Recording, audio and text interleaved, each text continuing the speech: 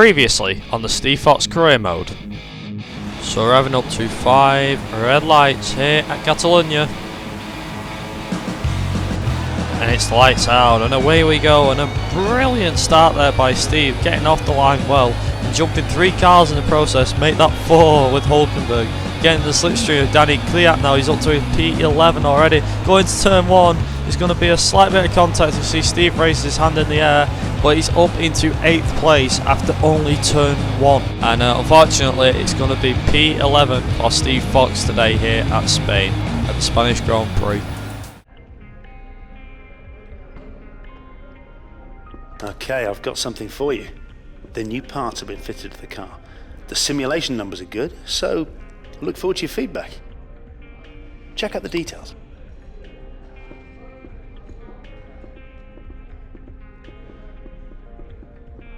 Right, so as you can see, we've got some new barge boards fitted to the car. As you can see, it reduces the drag, and this could be quite important for the next race, which is of course the Monaco Grand Prix. So obviously, with it being a tight circuit, drag probably won't come into effect, but it's one that we will need for the Canadian Grand Prix, which is in 2 races time, including, you know, after this one. And yeah, without further ado, let's get into it.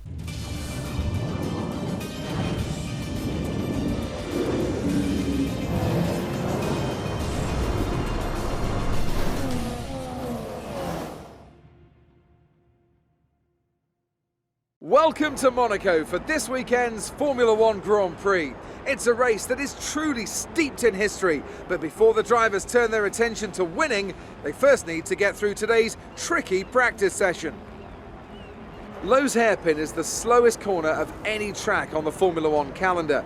It's taken at just 48 kilometers an hour, but provides a stunning view on the first lap as the entire grid bunches up and tiptoes through the corner, hoping not to leave any carbon fibre parts behind. This is such a tight bend that a special steering rack is used just to get around this very corner, as the cars would not normally be able to make the turn. There is the possibility of overtaking through Lowe's, but more often than not, you'll end up damaging your car. Right, so hey guys, I'm Viper, and welcome back to a brand new video. More specifically, welcome back to my Steve Fox career mode. As you can see, we're at the Circuit de Monaco for the Monaco Grand Prix. And first, obviously, we're jumping straight into practice. But as you can see, Steve's going around and about doing the track customization test. I believe that's what you call it.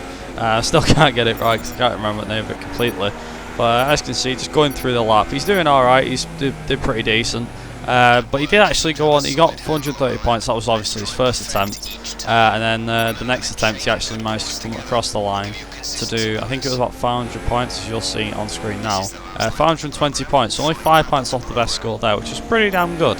However, later on he ended up going into doing the tyre management and just about managing to pass that. And then went into practice 2 later on. Went into practice 2 later on down the line to do the qualifying pace. Now, the thing is, with Monaco being as tight and twisted as it is, I actually decided, just this once, I promise, it only happened just this once, to turn the difficulty down. So as you can see, we passed it with flying colours. I did turn difficulty down, so it's on expert again, just for this race and one race only. And yeah, with all that said and done, all the practice program's done, I'll now hand you over to qualifying. Hi, how are you? I'm just passing on your qualifying goals for this weekend. Right, so as you can see, we've got our qualifying goals off our agent for the Monaco Grand Prix. As you see, we've got to beat Romain Grosjean, qualify 8th or higher, which I'm confident we should be able to do if we get a good enough pace on the ultra soft tyres for qualifying. And obviously qualifying above Lewis Hamilton, our hardest challenge that we always have, but let's see how we get on.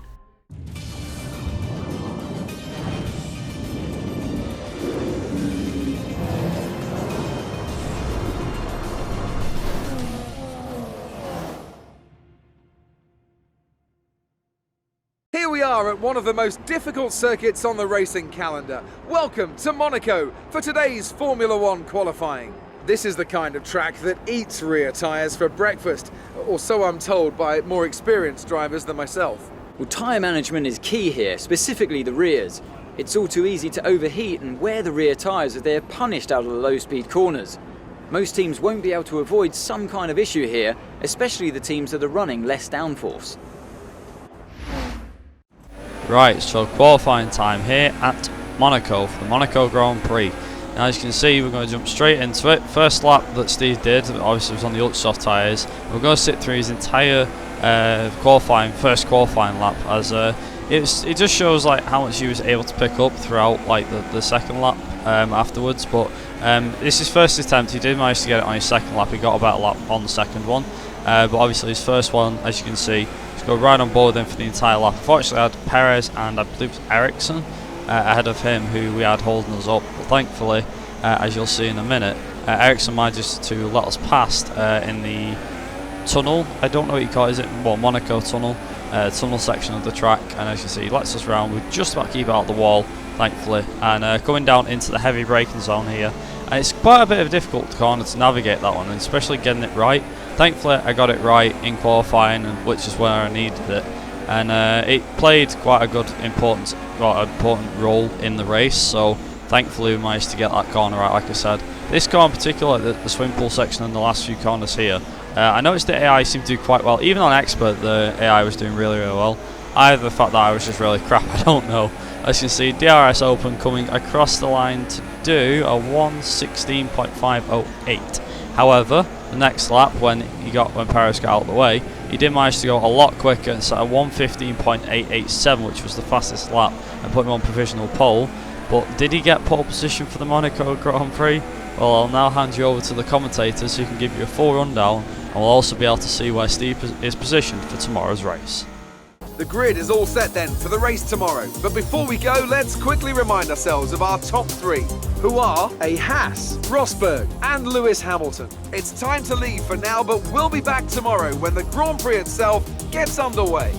So as you can see then from the qualifying report, it is Steve Fox who takes his pole position here at the famous Monaco Grand Prix, the Circuit de Monaco, with Nico Rosberg and Lewis Hamilton coming behind with only less than a tenth of a second. And you see Daniel Ricciardo finishing in 4th place ahead of the Ferrari of Kim Raikkonen, with Ricciardo's teammate Max Verstappen finishing in 6th, Vettel finishing behind him in 7th. Then you've got the two Williams of Valtteri Bottas and Felipe Massa finishing 8th and 9th. Fernando Alonso finishes there in 10th, with the two Toro Rossos of Sainz and Denny Kvyat behind. Then our teammate Romain Grosjean down in 13th, the other McLaren Honda of Jenson Button down in 14th. Then come the Force Indias of Hülkenberg and Perez. Haryanto out-qualified his teammate Pascal Wehrlein, both the Renaults and of course both the Saubers, who end up forming the back row of the grid. And that's been all from qualifying. So I'm going to hand you over quickly to our agent, who will give us the race goals for tomorrow's race, and obviously I'll hand you over from there to the Grand Prix itself. Hello. I just wanted to pass on the team's expectations for this race. Good luck.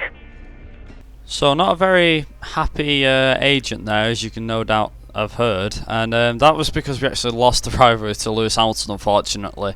And as you can see, it ends up taking off one of the objectives for the race. So as you can see, finishing the race in 5th place or higher, and we need to beat Romain Grosjean. Obviously we can beat that Drivers' Championship target. That's easy peasy because we're already leading the championship at the moment as it stands. But finishing the race in 5th place, that just all depends on how good of a first corner we get. Obviously it's quite hectic at Monaco and whatnot, but fingers crossed that Steve can get a good result here today and get some well needed points for the team. But I'm going to hand you over to the commentators who will set the scene.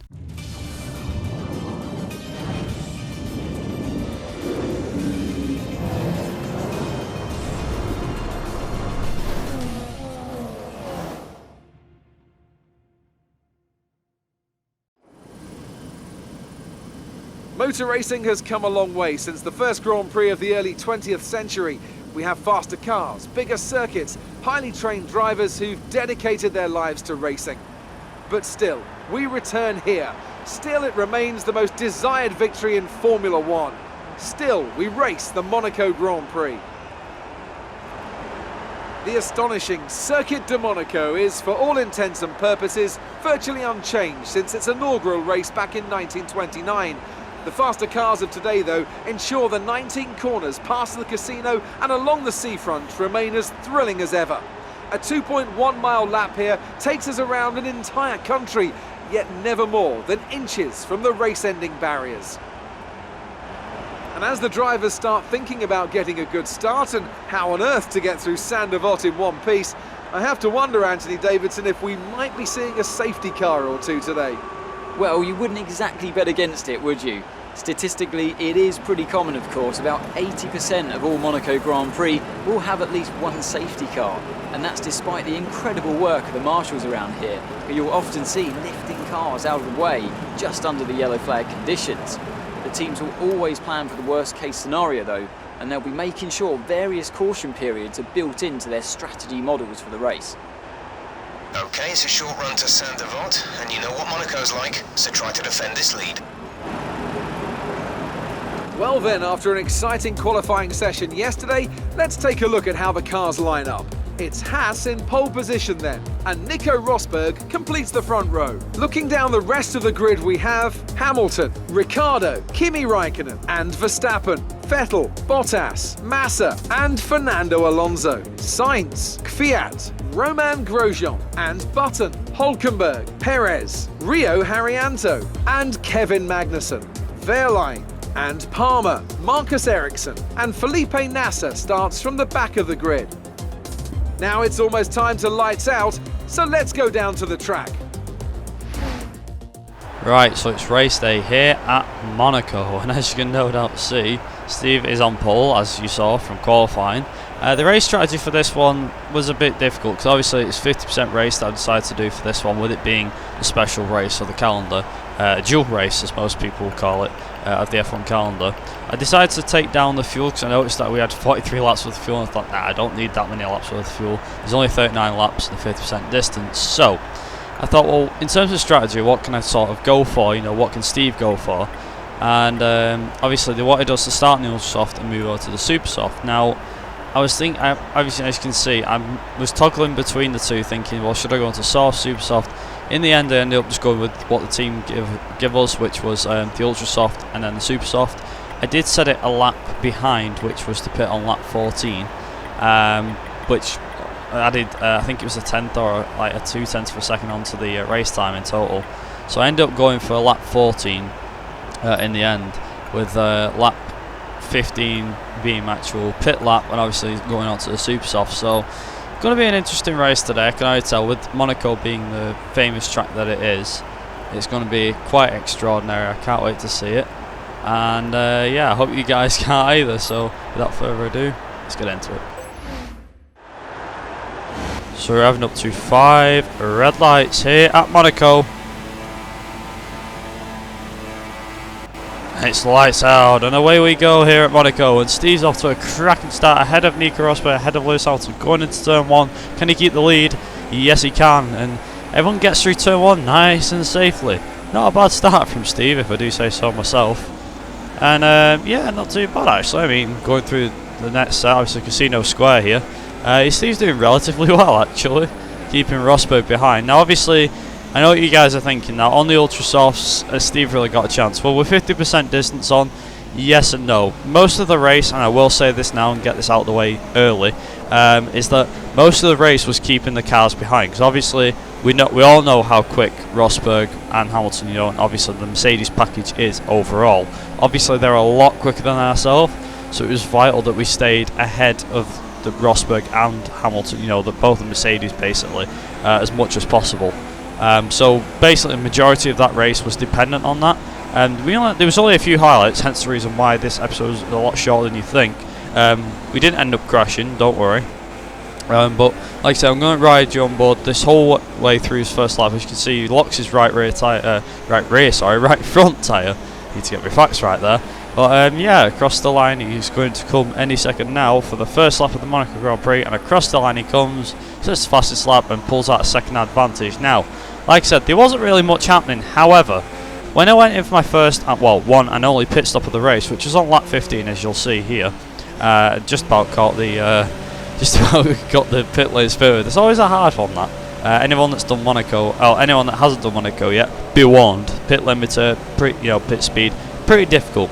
But as you'll see from this pit stop, we actually came out in an interesting position, because, as you see, we're going on to super soft, so an average pit stop, 2.9 seconds, not the greatest one we've ever had.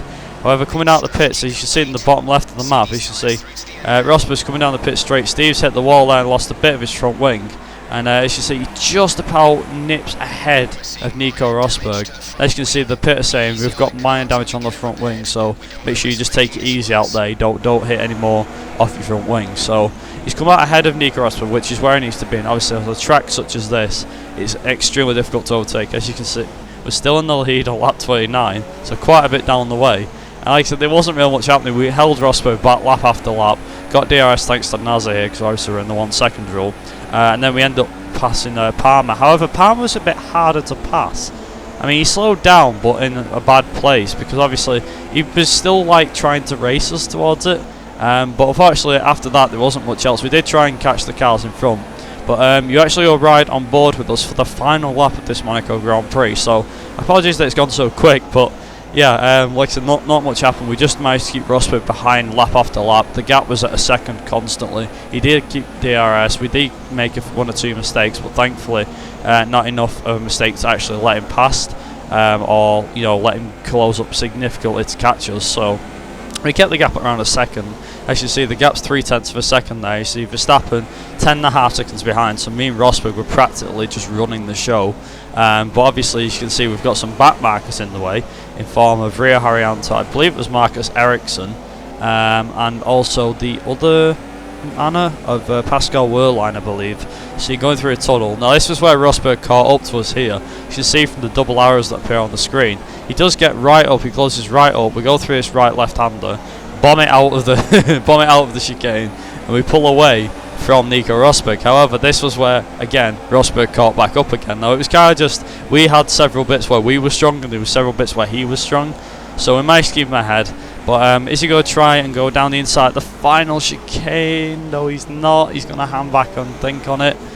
But it's been a while, well, a couple of races now, but it's going to be Steve Fox that wins the infamous Monaco Grand Prix in the Haas, and he must be absolutely ecstatic, and the team must be fantastically delighted, if that's even a thing, that is. Well done, Steve. Well done. Brilliant stuff from Haas today. What a superb victory. Anthony, what do you think made the difference here? Well, time management probably played quite a large role in the outcome of this one.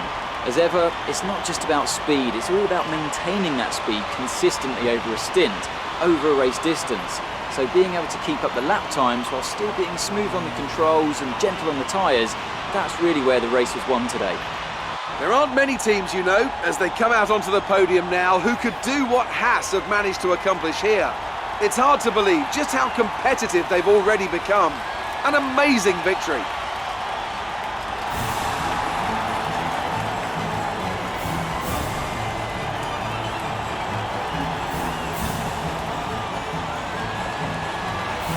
And now let's take a look at the driver's standings. A strong race then for our championship leader.